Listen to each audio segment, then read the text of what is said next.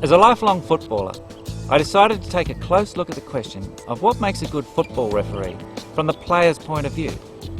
I gathered players' opinions from Australia, Europe and Asia that became the backbone of several research papers, including a report to FIFA. See, I reckon the ref should be well presented, like wear the uniform well, always have your socks put up, like you've got to look professional when you're on the field. I reckon the ref and the linesman should all wear matching uniforms. We've had a couple of times where they're wearing different coloured shirts and it just looks shite. Footballers are always saying they want referees to be consistent and fair. But almost every incident is open to interpretation, which means that every decision a ref makes could potentially be seen as unfair. After talking with players and studying their reactions to referee decisions, I realised that what players think of decisions is largely based on what they think of the referee. If they think the referee is fair, they're more likely to accept their decisions. So how do players decide if a referee is fair?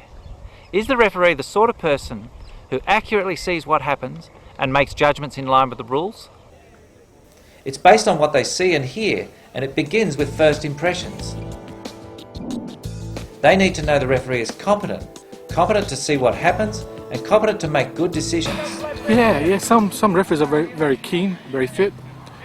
They keep up with the game, they're more on the ball, they're always running. Other refs are happy staying 50 metres away from the ball. So it helps if you look fit to keep up with the play, and players also want a referee to be smart enough to make good decisions. Okay, so if they speak quickly and they make sense, then they're obviously intelligent enough to be making the quick decisions and the right calls. So that makes a good referee. Players want a person they can depend on. Is the referee someone who cares about the rules and the sort of person they can rely on to make the same decisions for both sides from beginning to end? There's one instance where one ref he was just too friendly with the other team, calling them with names. He remembered all their names and all the 50-50 calls went against us. One of the styles of refereeing that I find really helpful is when they take a really direct approach. It's good when they take control even before you kick off at the start of the game, letting you know what they expect from you and what you should expect from them. It's about being consistent and resilient. Will this referee make their own decisions, or will they be influenced by the home crowd or the other team calling out handball?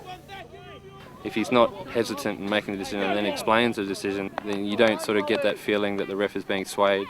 You know that the ref has control of the game, and you know that the call was made because the ref is actually watching and taking everything into context. Players need referees to be tough enough to make the right decision and stand by their call. But players don't like arrogance, and they don't like anger in a referee. One experiment found that when a referee is angry, players were a lot less likely to see the decision as correct. I think the referee has to speak to the players the way that the referee would want to be spoken to. You don't want to go out there and be spoken down to by a referee because you've done something wrong. And so we've got to respect them and they've got to respect us. It can be tough for referees, even without the inevitable human error.